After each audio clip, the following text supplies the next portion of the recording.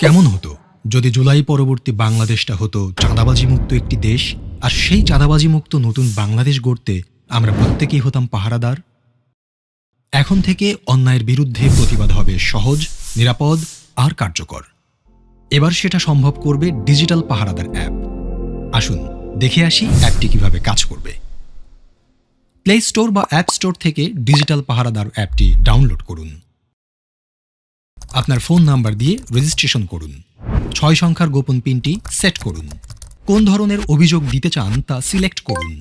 অভিযোগের প্রমাণ সংযুক্ত করার জন্য ছবি, ভিডিও, অডিও রেকর্ড করুন অথবা মেসেজ টাইপ করুন। অভিযোগটি পূর্বে রেকর্ড করা থাকলে ছবি, ভিডিও, অডিও আপলোড করুন। আমি উপরের শর্তাবলী পড়েছি, এই লেখাটিতে টিক মার্ক দিন, তারপর জমা দিন বাটনে ক্লিক করুন। অভিযোগের 24 ঘন্টার ভেতরে দ্রুততম সময়ে ব্যবস্থা গ্রহণ করা হবে। আপনার অভিযোগটির অগ্রগতি অ্যাপটির মাধ্যমে ট্র্যাক করতে পারবেন। অভিযোগটির সর্বশেষ তথ্য আপনাকে SMS এর মাধ্যমে জানানো হবে। চাঁদাবাজি এর পাশাপাশি দুর্নীতি, ঘুষ, মাদক, সন্ত্রাস, বুলিং বা ইফটিজিং ও অপহরণ সংক্রান্ত অভিযোগ দিতেও অ্যাপটি ব্যবহার করতে পারবেন। অভিযোগকারীর নিরাপত্তা নিশ্চিত করার জন্য পরিচয় গোপন রাখা হবে।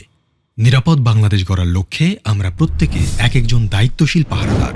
অন্যায় অপরাধের অভিশাপ দূর করার লক্ষ্যে আপনার এবারের ভোটটি হোক দাঁড়িপাল্লার পক্ষে।